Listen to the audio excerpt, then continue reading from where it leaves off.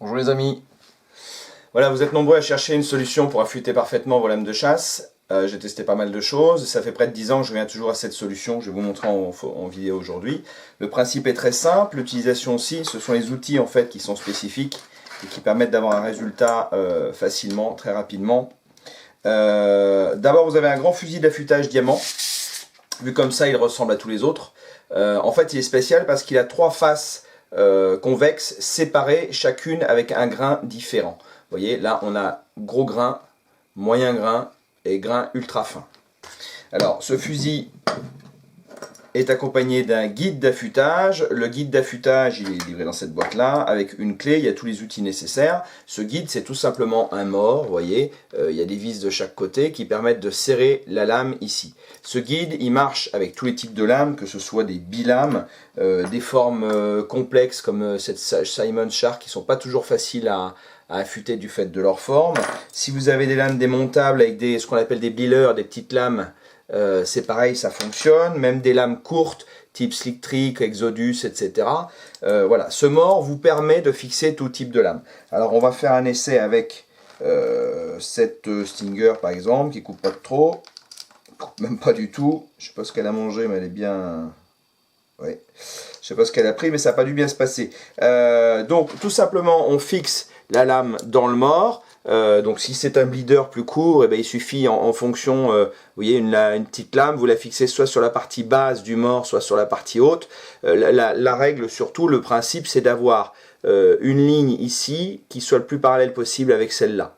Bon, après, c'est à faire des essais en fonction du modèle de lame que vous utiliserez, mais c'est pas spécialement compliqué à l'usage, c'est vraiment facile à appréhender.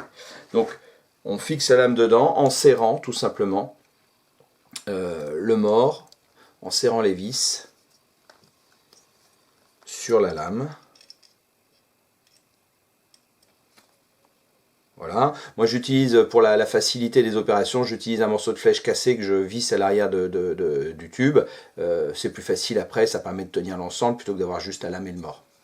Donc alors, tout simple. Vous prenez votre grand fusil d'affûtage, vous prenez votre guide. Alors, pourquoi ce fusil est parfaitement adapté? C'est parce que la forme convexe permettra d'avoir toujours une surface de contact parfaite entre le tranchant de la lame et le guide. Vous voyez, vous êtes sûr d'avoir, quelle que soit la forme de lame, vous êtes sûr d'avoir toujours le bon angle et le même angle sur les trois opérations. Dégrossissage sur le gros grain, dégrossissage sur le gros grain, affinage sur le grain moyen et ensuite tranchant rasoir sur le grain fin. Alors, vous posez votre grand fusil diamant sur une surface, sur la table, le plan de travail où vous êtes, et vous allez faire par deux passes successives sur chaque côté de tranchant, 10 fois de suite sur chaque côté. Donc deux fois comme ça, deux fois comme ça, deux fois comme ça, deux fois comme ça, 10 fois de suite. Alors j'attaque.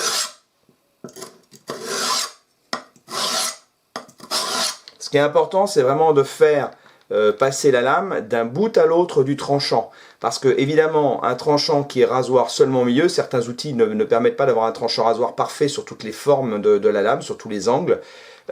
Évidemment, au niveau efficacité, c'est bien moindre, parce que effectivement, avec une lame qui est tranchant rasoir au milieu, vous allez peut-être pouvoir vous raser les poils du bras, vous serez peut-être satisfait en apparence, mais au niveau efficacité, c'est vraiment pas satisfaisant. Pourquoi? Parce que toutes les parties de lame qui ne sont pas tranchant rasoir, d'une part, ne créent pas d'hémorragie, d'autre part, c'est un frein à la pénétration.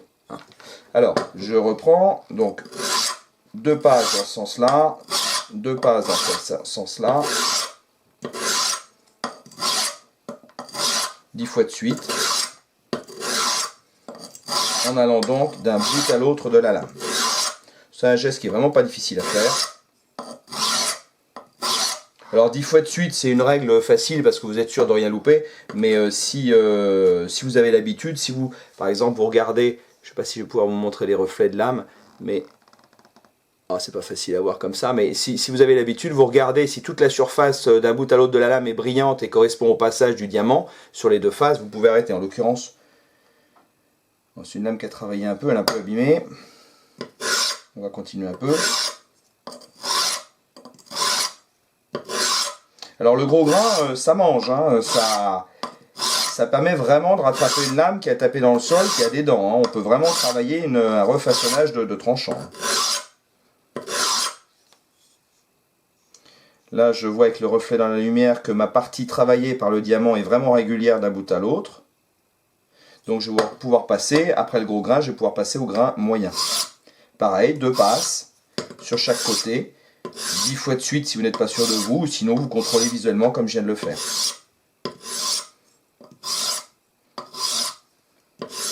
Alors au niveau pénétration, vous allez voir qu'à la fin, l'avantage aussi c'est que on a une surface parfaitement plate, avec une rectification de la surface parfaitement glacée, ce qui fait que dans les os, il n'y a pas de friction, contrairement à des micro-dents. Et la pénétration est effectivement largement augmentée aussi. Alors là, dans la lumière, je vois que c'est bien fait d'un bout à l'autre. Et bien on va passer au grain fin. Grain fin, une seule passe de chaque côté. 10 fois de suite également, hein, si vous n'êtes pas sûr de vous. Et sinon, ben, la même chose, vous contrôlez. Faut pas hésiter à faire un petit peu plus de passes sur le grain le plus fin. Parce que c'est évidemment celui qui enlève le moins de matière. Alors toujours en poussant sur le tranchant, hein, pas en tirant, toujours en poussant sur cet outil-là.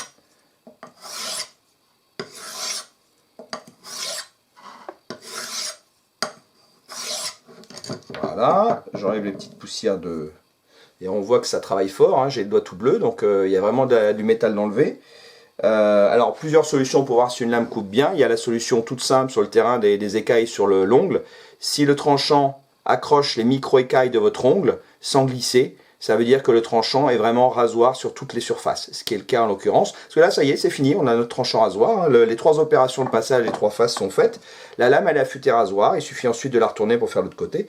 On a le test de l'élastique également. Hein. Il suffit de poser tout simplement le tranchant sans cisailler du tout, vous allez voir. Ça coupe très rapidement, toc, voilà, il n'y a rien à faire. Alors, écoutez, voilà, c'est pas plus compliqué que ça, c'est un outil très simple d'utilisation. Il existe également une version plus courte qu'on peut porter dans la poche à la chasse. Ça, c'est plutôt pour ceux qui chassent le petit gibier ou qui veulent se dépanner quand on chasse sur plusieurs jours. Vous voyez, ça tient dans la main, ça tient dans la poche, c'est vraiment très facile à utiliser. C'est une petite baïonnette, le fusil est caché dans le manche qui est creux. Vous le revissez de l'autre côté, ça fait vraiment un outil très court.